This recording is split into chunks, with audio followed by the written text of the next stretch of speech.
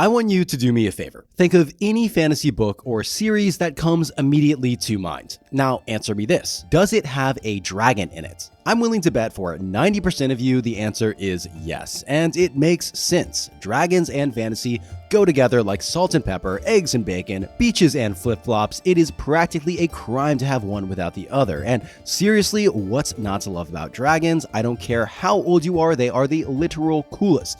But as fantasy has exploded in popularity over recent years, becoming, dare I say it, mainstream, the way dragons are portrayed has gotten a lot more interesting and nuanced. We've moved beyond the classic big old evil fire-breathing lizard stereotype, but one thing has pretty much always been constant in the way that these stories are always told from the humans' perspectives. And dragons are designated to usually being these aloof, majestic, and mysterious creatures, right? Well, just when you think you got them all figured out, along comes the wild, rambunctious, and slightly unhinged Wings of Fire series. These hugely popular YA books are told entirely from the perspective of dragons, and instead of being these mythic, godlike beings, these dragons are, well, more like chaotic neutrals, sometimes horny, sometimes derpy, but always kind of fascinating. And let me tell you, the fandom this series has spawned is just as delightfully chaotic and full of quirks, which I have nothing but love for. Now, even though I personally drifted away from the series over the years, I'd occasionally come across some unhinged memes, rumors, or fandom drama, and it all got me wondering what's been happening with this series recently. So in this video, I'm going to break down the history of Wings of Fire, its off-kilter yet amazing fanbase, and where everything stands today. So let's dive into this chaos and noise together and explore whatever happened to Wings of Fire. Hi everyone, my name is Otto and welcome to Exits Examined. We'll be exploring series, franchises, and more after their prime time has seemingly come to an end. If that sounds good to you, there's a like and subscribe button below, and I just want to give a huge shout out to my patrons who make this all possible. Okay, let's all buckle up and strap into our dragons because this franchise has a ton of lore and detail to unpack, and to the unanointed, it might sound completely insane. But at its core, I promise the premise is actually pretty straightforward, so let's start with the basics. Wings of Fire is an American middle-grade fantasy series written by Tui T. Sutherland. First releasing in 2012, selling millions of copies worldwide, it has 15 novels currently in the main series. As far as what it actually is, you can essentially think of it like Game of Thrones, but literally if all the characters were dragons. We've got political intrigue, battle for thrones, horny teenage dragons, and probably one of the most distinctive and iconic things about the series are the dragon tribes. So these are all super fun, and in the first mainline series, we got Mud Wings, Ice Wings, Rain Wings, Sky Wings, Night Wings, Sea Wings, and Sand Wings, each with their own distinct culture and vibe. It's really similar to Warrior Cats, but on a much grander scale. So to give you a quick rundown, here's your Wings of Fire 101 on all the different tribes.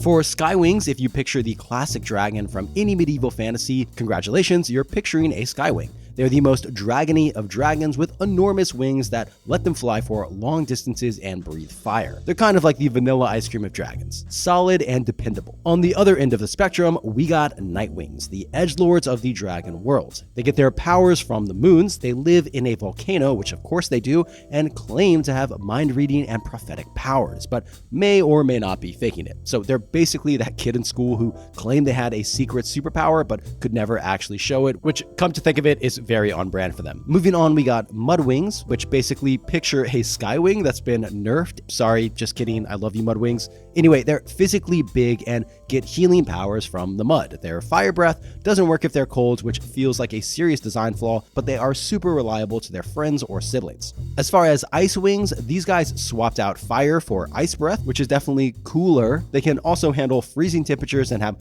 super sharp claws, I guess, for just another random buff. Sea Wings, basically imagine if a dragon and Aquaman had a baby. We're talking full set of aquatic abilities, swimming, breathing underwater, and fun light-up scales, which all I can see them are is giant glow sticks at a sea rave. Sand Wings, simple, effective, and deadly. They've got a poisonous stinger on their tail, so kind of like a mix of a scorpion and dragon. Scorgon kind of sounds like a bad word, so moving on. Rain Wings, now these guys are the real wild card because they can spit instant death venom, have color-changing scales that pretty much make them invisible. They're kind of the ones that break the balance of the game, so you can basically imagine a tribe of dragon versions of One Punch Mans. And you can tell that Sutherland loves them because they're just a bit too overpowered, but let's be honest, we all love a good OP character. Now, taking a step back, this all fits nicely into the classic YA formula, with every young adult series having different groups or kind of factions. You got your Harry Potter houses, your Warrior Cats clans, and now your Wings of Fire dragon tribes. If there's one thing YA audiences loves, it's a story with multiple groups we can sort ourselves into, and it's just super fertile ground for fanfic and fandom in general. And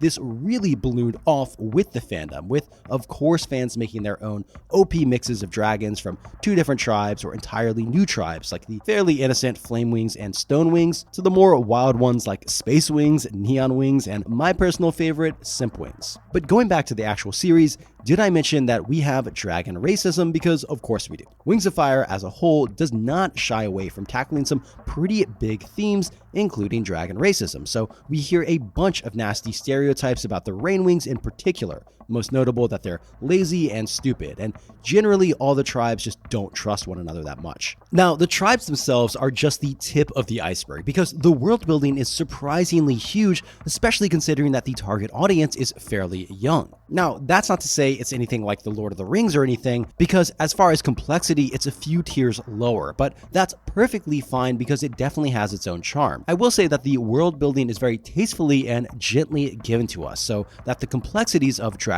politics and histories are woven really nicely into the narrative without being overwhelming, which is great because nothing can be as daunting as massive essay lore dumps in the first chapter. So what is the world building? Well, in this world, humans used to call the shots, doing what humans do best, which is basically causing chaos and generally making a huge mess of things. But eventually they pushed their luck a little too far and kind of metaphorically poked the dragons in the eye with a stick, and the dragons decided it was time to take the wheel. And in doing so, we're talking about complete and utter biblical destruction of the human race, with history itself being reset, with time now being counted as AS, meaning after scorching. Did I mention that this was a kid's book? So after this delightfully named scorching wiped out most of the humans, you'd think that the dragons would just chill and enjoy their new world dominance, right? Well, nope, instead they do what dragons do and start fighting amongst themselves. And this theme of violence and power struggle runs deep within the dragon tribes, especially when it comes to the system of inheritance.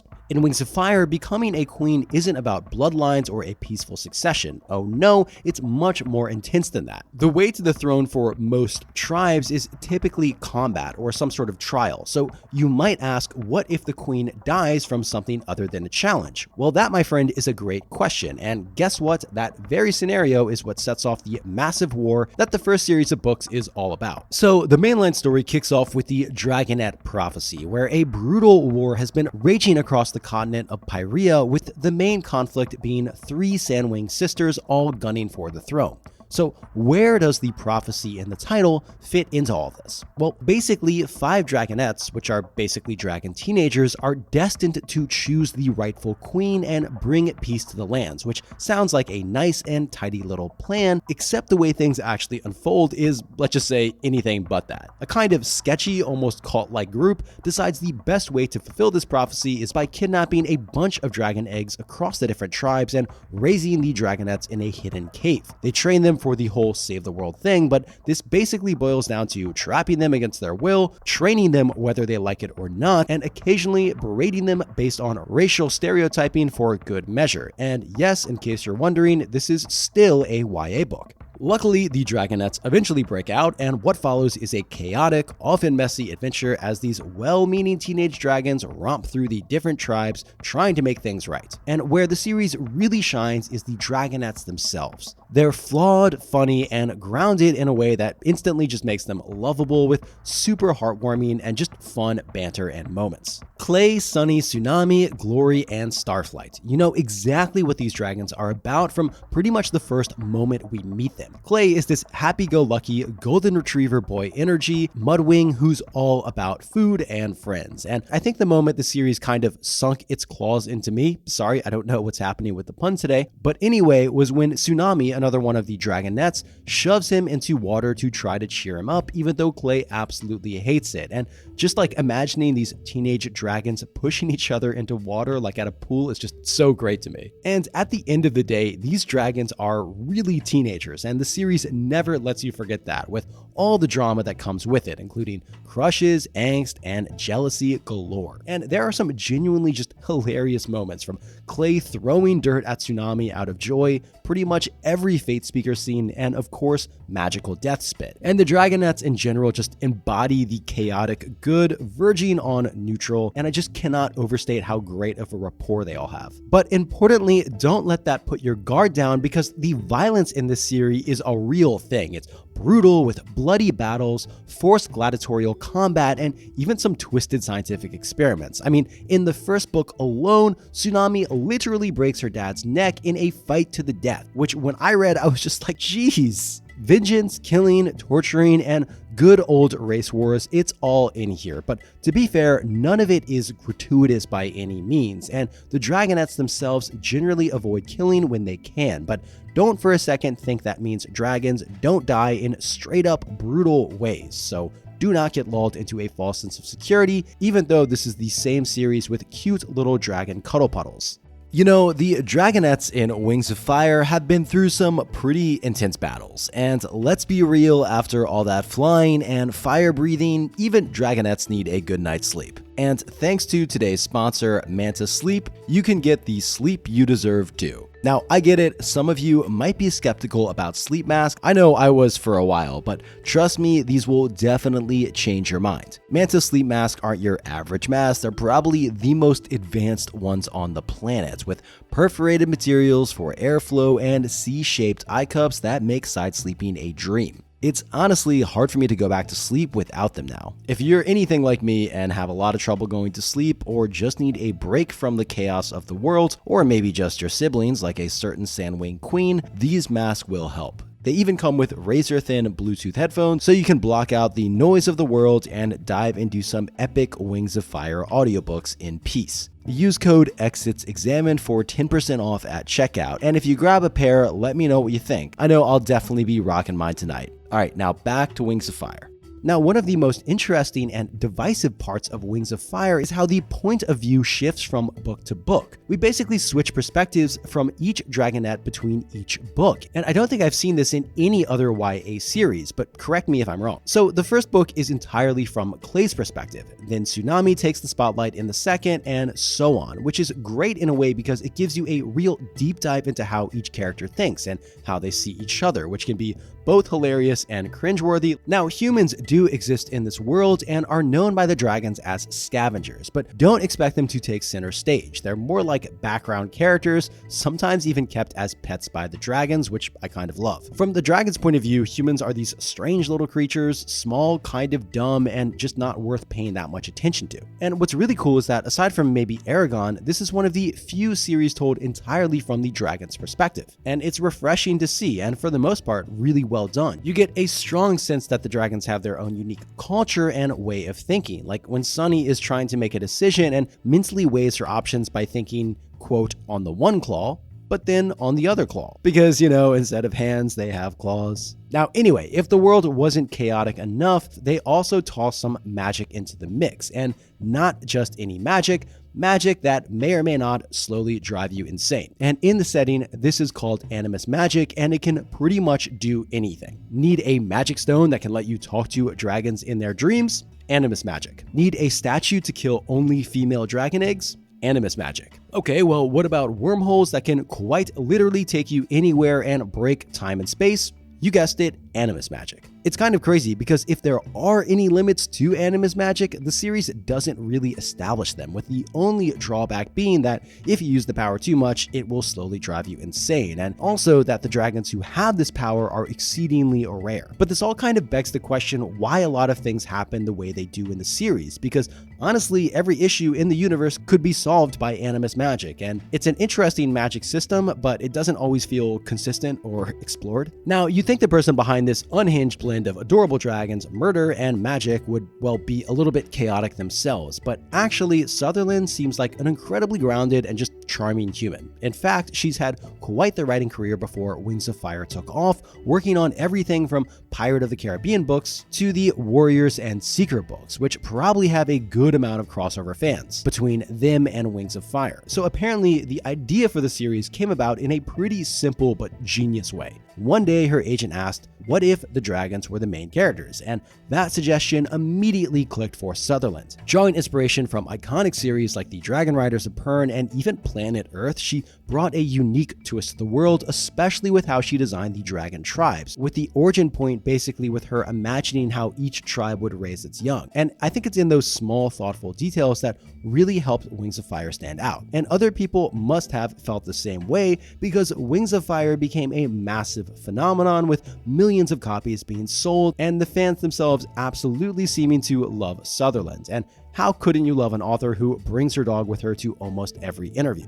But that's not to say Wings of Fire is without its criticisms. I mean, to be fair, no series is perfect. One of the main points of contention is how the books handled character development. Some people feel that basically the characters are given significant focus in their individual book, only to be sidelined once that book is over, which can make it hard for some fans to stay attached. And I personally totally get that. When book 1 was over, I did kind of miss Clay, and I knew I wouldn't get to hear from him in the same way as the rest of the series, and it was a bit sad. But I do get that there are ups and downs with this approach, and other people might really like it, especially because this focus of one character at a time really allows them all to shine individually without being overshadowed by other viewpoints. Another criticism is that the series might have overstayed its welcome, particularly after the first 5 books. Some fans feel that the story could have wrapped up a little bit more neatly, with later books seeming to drag things out a bit. On the flip side though, the Wings of Fire world is beloved for its potential. The series just gives enough world building to set the stage, but leaves plenty of room for fan creativity. It's pretty much a paradise for fanfic writers and artists, offering a great sandbox to explore loose threads and create original characters.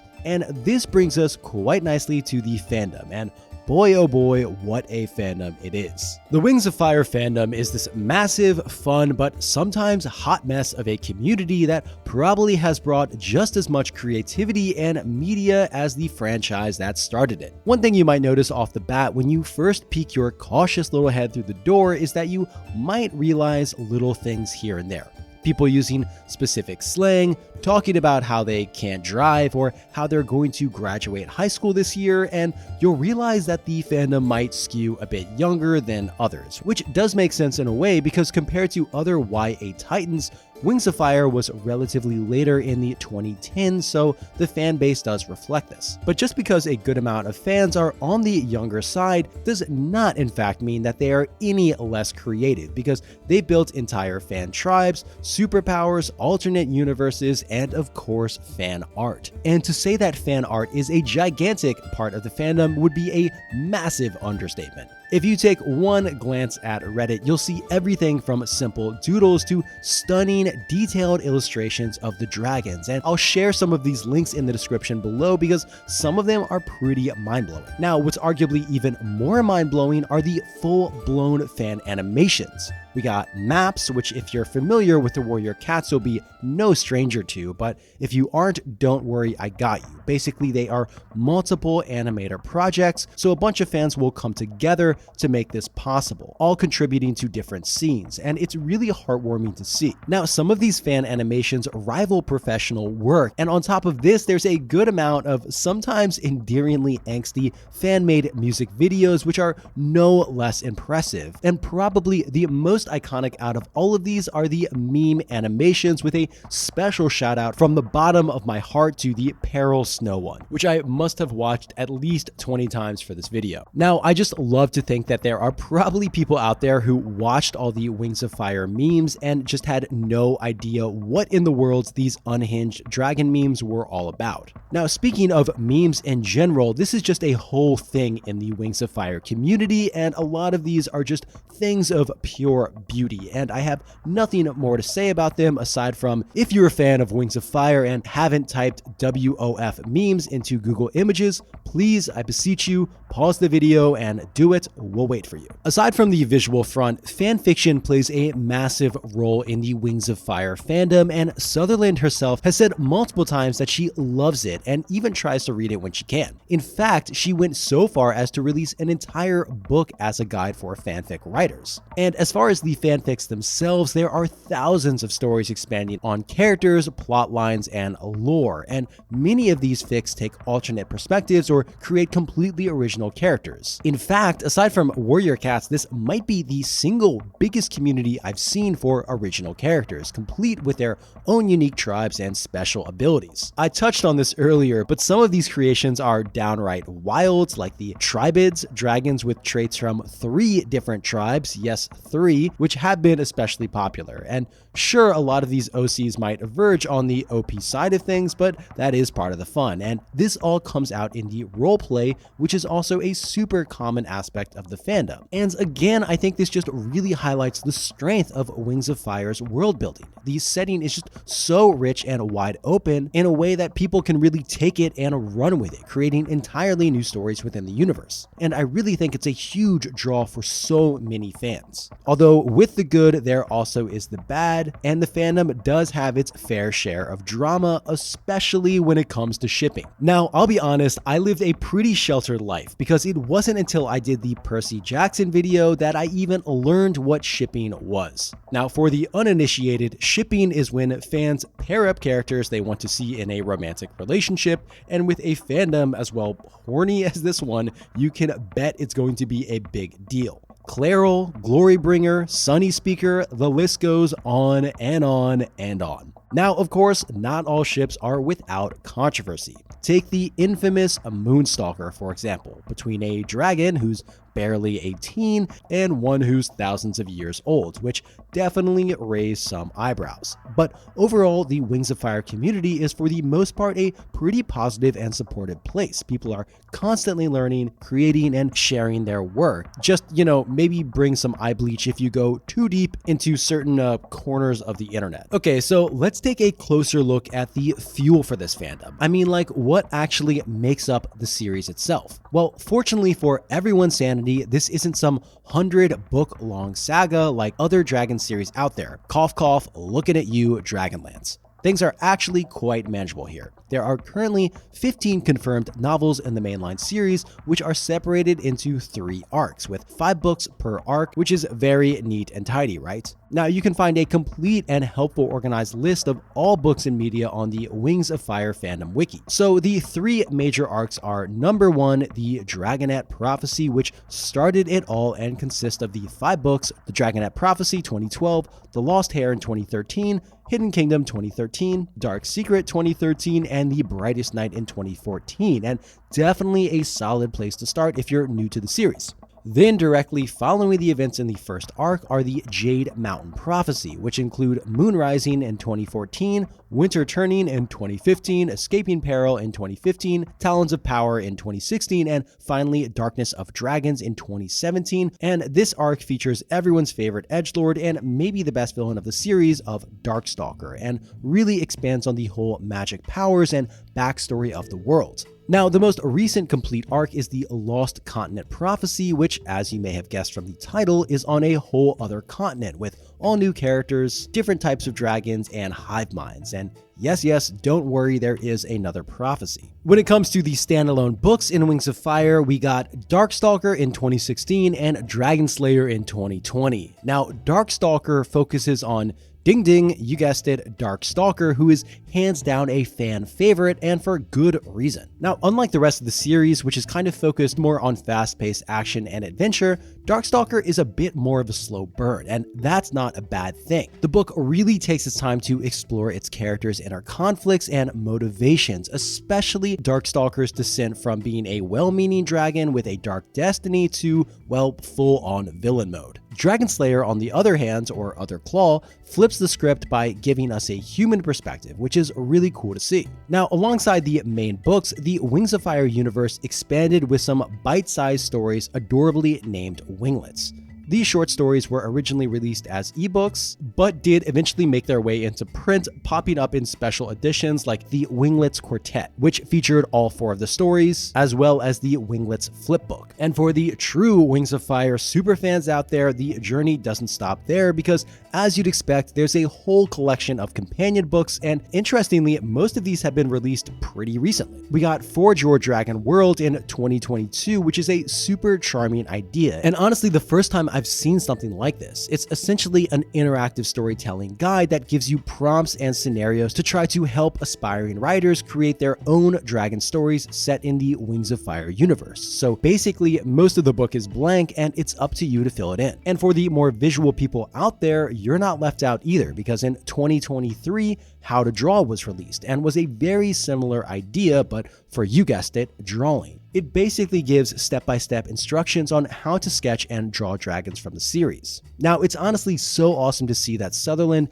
made it a priority not just to inspire fan creations, but to actively support and encourage them. As far as other companion books, we also got the official coloring book in 2022, which you probably don't need me to explain, and finally a guide to the dragon world in 2023, which basically expanded on the lore and history of Pyrrhia with some great illustrations. Okay, so we've made it to the World of Wings of Fire adaptations, and for such a wildly popular series, there's actually not that many out there, but that's not to say that there's nothing, because there is a whole host of graphic novels. These basically include the entirety of the first arc, so the original 5 books, with the whole Dragonette gang. Then the second arc, starting with Moon Rising, is currently in the works, with, as of the time of this video, Escaping Peril set to release in December of this year. But how are they? Well, obviously everyone has different tastes, but reviews for these, especially the art style, tends to be pretty mixed. There's kind of a wide variety of styles between the different dragons, and some people either love it or hate it. But at times it does feel, I don't know, a little janky, at least to me personally. Some of the locations feel a little off, and everything has been toned down a pretty fair amount, which I totally understand. You don't want to show a dragon's neck being snapped in the first book, but I think overall they're pretty fun and really great for people on the more visual side of things to get into the series, but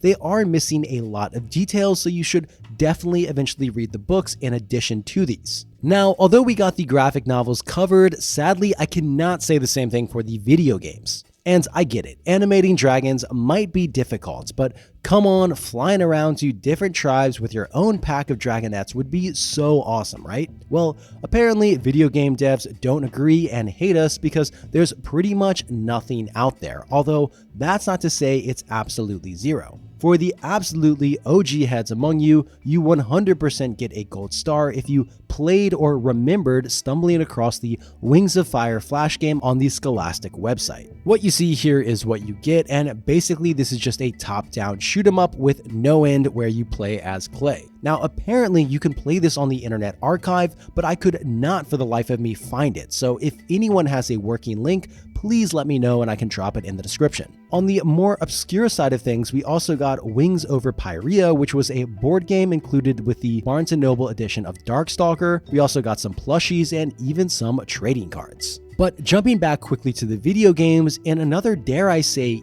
eerie parallel to the Warrior Cats franchise, Roblox has swooped in to save the day. Now, these are seriously impressive considering just a handful of people made these, and these include the open world game Wings of Fire 7 Thrones, the RPG Talent of Destiny, and finally Wings of Fire Beta, formerly known as Wings of Fire Early Access. There's also been some rumors of Wings of Fire The Journey, although it's not out yet and currently in development. development. So if you like Roblox, you're practically feasting here, but otherwise there's nothing for you. Now, ever since the books hit the shelves, fans have been pretty much begging for a TV show, and in 2019, it looked like that dream was about to come true. Warner Bros. Was working on a show for Netflix, and it was planned as a 3D animated series, and there was even a leaked clip that popped up on YouTube. But then, seemingly out of nowhere, Netflix pulled the plug, citing quote-unquote creative differences. So all that hype for nothing, which kinda sucked. But even then, at the depths of our despair, just when it seemed like the dream was dead, in 2024, Amazon swooped in to save the day with a brand new Wings of Fire TV series being announced. This one would be completely rebuilt from the ground up, but the jury is still kind of out on it, with the last major update we got back in February of this year. So now it's pretty much just a waiting game. So fingers crossed everything stays on track and we all finally get the adaptation we deserve and it's not trash. It will be interesting to see if it's going to be more CGI or how they're going to handle the animation, because making emotionally nuanced dragon characters can be a bit tricky. It's also going to be interesting to see if they're going to stay faithful to the source material or stray way off track, particularly the more brutal aspects of the books. So all this just about brings us up to the current day. Now, you might expect the series' popularity to start losing steam, especially considering the mixed reception of some of the more recent arcs, with some people thinking they dragged a bit. But the fan base remains strong and the series shows no signs of slowing down. And in fact, from what I understand, the fandom is growing exponentially, especially compared to 2015. And I think TikTok, YouTube, and meme power has definitely helped with this. And this is great for fans because the series itself has no signs of slowing down, with new art books being in the pipeline and even more limited editions as well. But the real exciting news is that a fourth arc is being confirmed by Sutherland, although we don't have much in the way of details about what this arc will actually be about. And it's going to be really interesting to see where and when this new arc will take place. So with all this in mind, what makes Wings of Fire such a long-lasting and beloved series that has such enduring appeal? And you know what? I think it's kind of a tough question because it's different for everyone. But if I had to guess, I think it comes back to the excellent world building and the creative freedom which that offers, because it leaves just enough space for fans to really dive into it and make it their own, whether they're crafting their own tribes, characters, or entire alternate universes. There's just a great foundation here. There's also probably something to be said for a general lack of competition. There's not a lot of other books out there told entirely from the POV of dragons, and then just the quality of the books themselves. And when you do get hooked, there's an entire huge, endearingly unhinged fandom to keep you locked in. It's a positive space with a ton going on at all times, and it's kind of this circular energy that just pours more energy back into the series, and it's so awesome that Sutherland is so supportive of it. Wings of Fire is a series that's not just fun to read, but more importantly, fun to be a part of. It's a world you can step into, build on, and share with others. And as long as the fandom keeps creating and the books keep inspiring, I'm sure we've got plenty more to look forward to. So whether you're here for the lore and world building, the chaotic good fandom, or just because you love a good derpy dragon, Wings of Fire has it in spades. And I, for one, can't wait for the next book. I want to give a huge shout out to Gatoress and Kilo, who were enormously helpful while fact-checking this. You guys are truly the MVPs. Speaking of shout outs, no shout out is complete without mentioning my incredible patrons. If you want to find out more ways to support me, you can check out the link in the description below. Also, a quick plug to my new gaming channel. It's kind of a departure from this, but basically, if you're interested in strategy games and side scrollers, you might want to give it a shot. It's a nice little departure from this. As always, if you have any suggestions about what you want me to cover next, I'm always really interested to hear what you have to say, and I've learned a lot about some truly great series from you guys, including Mouse Guard, which I recently covered. Anyway, thanks again. I'll see you next time. Bye.